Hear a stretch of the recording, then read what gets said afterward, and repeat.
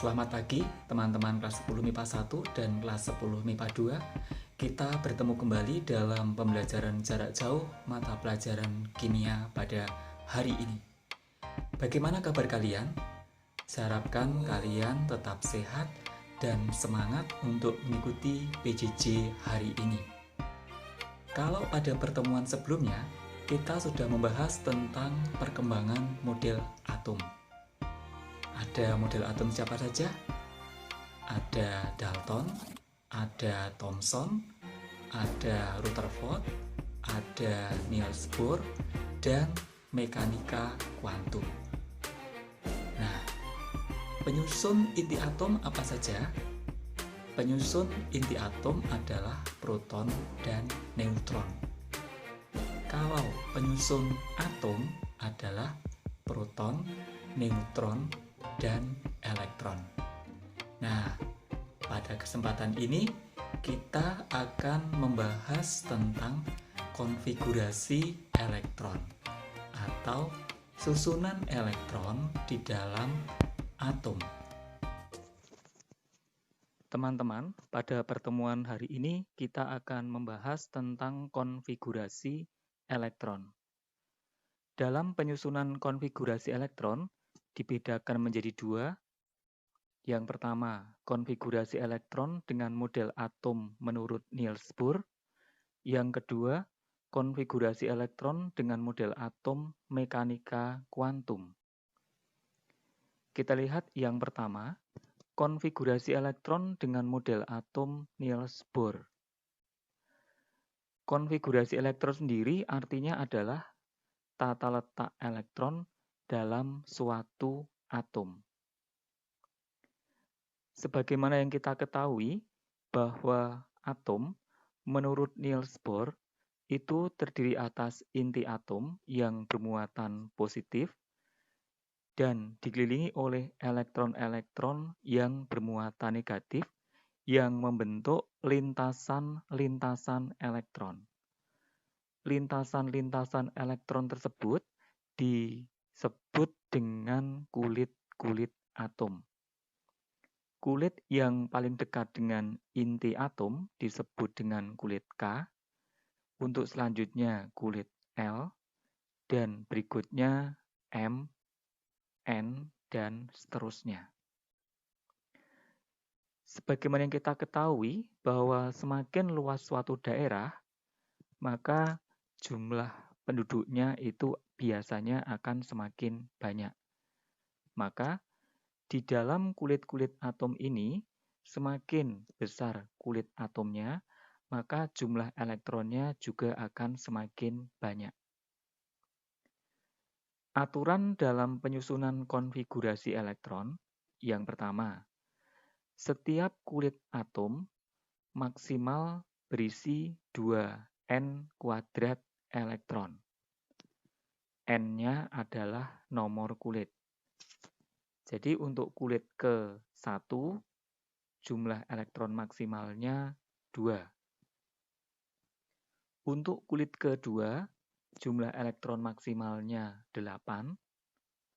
Untuk kulit ke-3, jumlah elektron maksimalnya 18. Untuk kulit ke-4, jumlah elektron maksimalnya 32. Aturan yang kedua, jumlah elektron terluar tidak boleh lebih dari 8. Kita lihat konfigurasi elektron beberapa unsur berikut ini. 3Li. Kita isikan di kulit K sebanyak 2. Berarti masih sisa 1, kita isikan di kulit L. Maka konfigurasi 3Li adalah 2, 1. Contoh kedua, 8O. Kita isikan di kulit K sebanyak 2. Kemudian masih ada sisa 6, kita isikan di kulit L. Berarti konfigurasi elektron untuk 8O adalah 2, 6. Pada 13Al, kita isikan di kulit K sebanyak 2. di kulit L sebanyak 8 dan masih ada 3 elektron yang tersisa, kita isikan di kulit M. Maka konfigurasi untuk 13 Al 283. Untuk 17 Cl, kita isikan di kulit K sebanyak 2, di kulit L sebanyak 8, dan sisanya 7 kita isikan di kulit M. Maka konfigurasi elektron untuk 17 Cl adalah 287. Kita lihat untuk 19 K. Di kulit K kita isikan 2, di kulit L kita isikan 8, berarti masih ada sisa 9. Kalau 9 ini kita isikan di kulit M, maka artinya kulit terluarnya 9. Padahal menurut aturan yang kedua, kulit terluar elektronnya tidak boleh lebih dari 8. Nah, kalau kejadian seperti ini, maka angka 9 tersebut harus kita uraikan atau kita pecah menjadi angka patokan di bawah 9 adalah 8.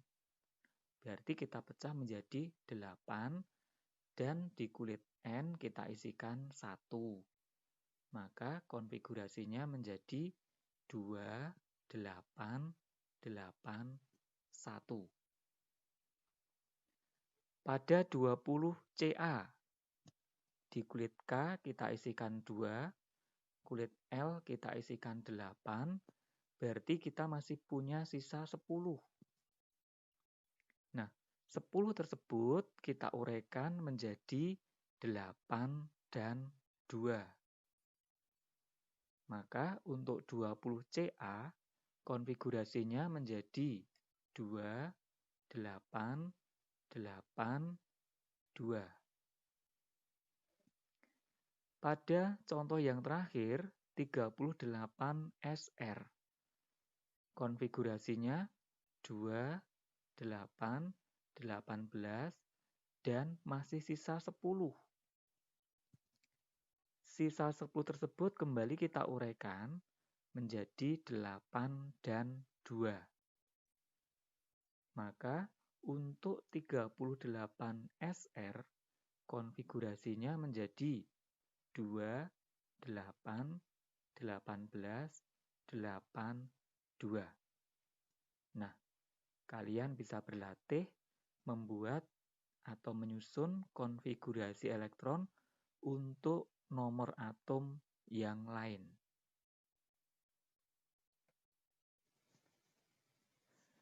Kita akan melihat konfigurasi elektron dengan model atom mekanika kuantum. Dalam penyusunan konfigurasi elektron dengan model atom mekanika kuantum, kita menggunakan prinsip Aufbau. Pengisian elektron di dalam orbital harus memenuhi prinsip Aufbau. Prinsip Aufbau ini menyatakan bahwa pengisian elektron dimulai dari subkulit yang berenergi paling rendah. Setelah penuh, elektron berikutnya akan mengisi subkulit yang berenergi lebih tinggi.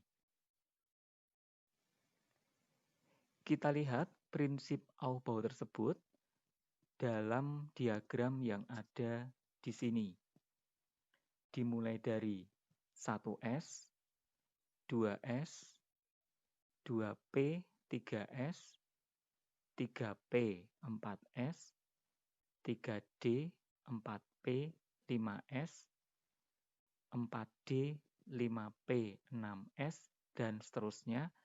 Kita mengikuti alur anak panah yang ada pada diagram tersebut. Dari diagram tersebut bisa kita tuliskan untuk urutan penyusunan konfigurasi elektron dimulai dari 1S, 2S, 2P, 3S, 3P, 4S, 3D, 4P, 5S, 4D, 5P, 6S, 4F, 5D, 6P, 7S, 5F, 6D, dan 7P. Untuk subkulit S itu maksimal isinya 2 elektron. Subkulit P maksimal 6 elektron. Subkulit D maksimal 10 elektron. Subkulit F maksimal 14 elektron. Kita lihat beberapa contoh konfigurasi elektron dari beberapa unsur berikut. Yang pertama, 3Li. Urutannya tadi adalah 1S. Kita isikan 2 elektron. Berarti masih sisa 1 elektron. Kita isikan di 2S. Maka untuk 3Li, konfigurasi elektronnya adalah 1S2, 2S1. Contoh 2, 11Na. Urutannya 1S, kita isikan 2 elektron. Kemudian 2S, kita isikan 2 elektron. 2P, kita isikan 6 elektron. Dan sisanya 3S, kita isikan 1 elektron. Maka konfigurasi elektron untuk 11Na, 1S2, 2S2, 2P6, 3S1. Contoh yang ketiga, 19K. Kita isikan dari yang pertama, 1S kita isi 2, 2S kita isi 2, 2P kita isi 6, 3S kita isi 2, 3P kita isi 6, dan masih ada sisa 1 elektron kita isikan di 4S. Maka untuk 19K konfigurasinya menjadi 1S2, 2S2, 2P6, 3S2, 3P6, dan 4S1. Contoh yang keempat, 21SC. Kita isikan 1S dengan 2 elektron, 2S kita isi 2, 2P kita isi 6, 3S kita isi 2, 3P kita isi 6, 4S kita isi 2, dan 3D kita isikan 1. Sehingga untuk 21SC konfigurasinya menjadi 1S2, 2S2, 2P6, 3S2, 3P6, 4S2, dan 3D1.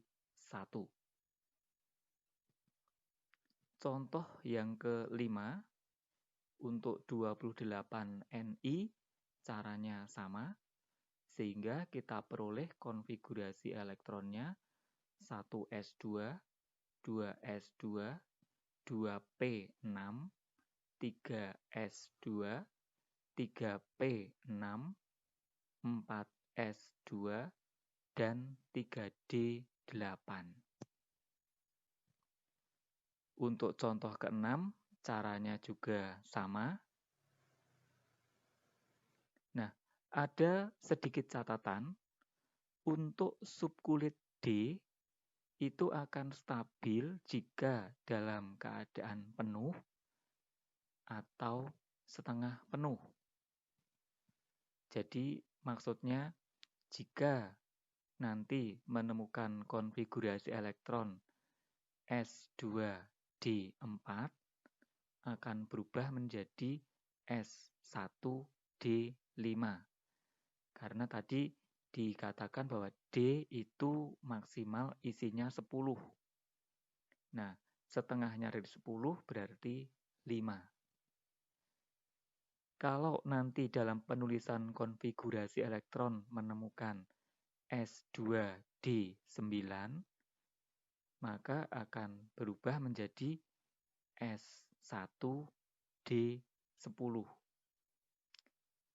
Sebagai contoh, pada 24 CR, konfigurasinya adalah 1S2, 2S2, 2P6, 3S2, 3P6, 4S2, dan 3D4.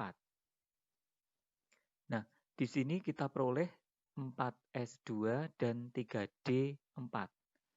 Maka konfigurasi yang benar adalah 1S2, 2S2, 2P6, 3S2, 3P6, 4S1, dan 3D5. Ya. Jadi perubahannya yang saya berikan tanda lingkaran biru tersebut. Pada contoh yang kedua, 29Cu.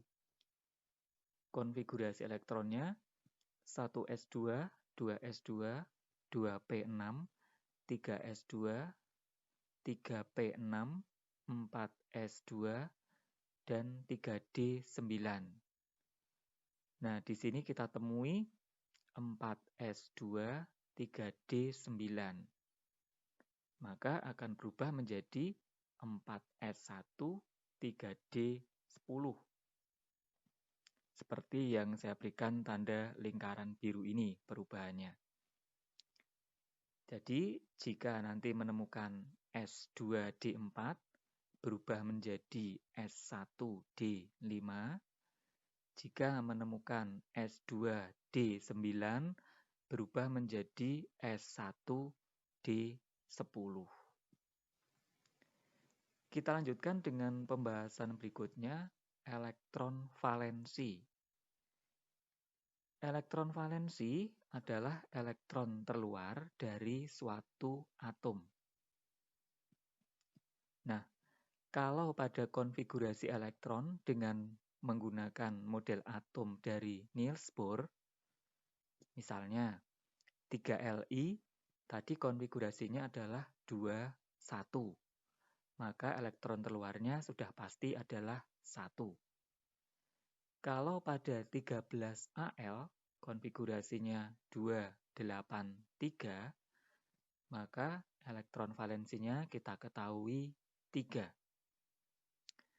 Sedangkan pada 17Cl, konfigurasi elektronnya 287, maka elektron terluar atau elektron valensinya adalah 7.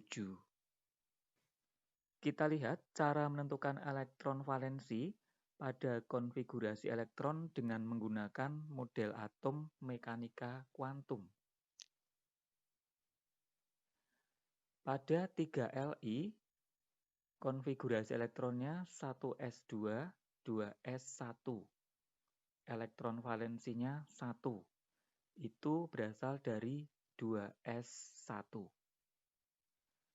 Pada 10Ne, konfigurasi elektronnya 1S2, 2S2, 2P6. Elektron valensinya 8. 8 itu berasal dari 2S2 ditambah 2P6. Pada 21Sc, konfigurasi elektronnya 1S2, 2S2, 2P6, 3S2, 3P6, 4S2, 3D1. Elektron valensinya 3. 3 itu berasal dari 4S2 ditambah 3D1. Pada 35Br, konfigurasi elektronnya 1S2, 2S2, 2P6, 3s2, 3p6, 4s2, 3d10, dan 4p5. Elektron valensinya 7. 7 itu berasal dari 4s2 ditambah 4p5. Nah, dari penjelasan ini, pasti kalian bisa menyimpulkan bagaimana cara menentukan elektron valensi. Ya, kalau berakhirnya di S, kita lihat S-nya saja. Kalau berakhir di P, maka jumlahkan elektron dari S dan P. Kalau berakhirnya di D, maka kita jumlahkan elektron yang ada di S dan D. Demikian pembelajaran kita hari ini yang membahas tentang konfigurasi elektron dan juga elektron valensi. Jadi, di dalam menuliskan konfigurasi elektron dapat dengan dua cara. Yang pertama dengan menggunakan konfigurasi elektron menurut Niels Bohr, dan yang kedua dengan menggunakan konfigurasi elektron mekanika kuantum. Nah, dari konfigurasi elektron tersebut kita bisa menentukan elektron terluar atau yang disebut dengan elektron valensinya. Nah, silahkan kalian berlatih untuk menuliskan konfigurasi elektron dan menentukan elektron valensi dari beberapa unsur. Selamat berlatih dan sampai jumpa di PJJ selanjutnya. Terima kasih.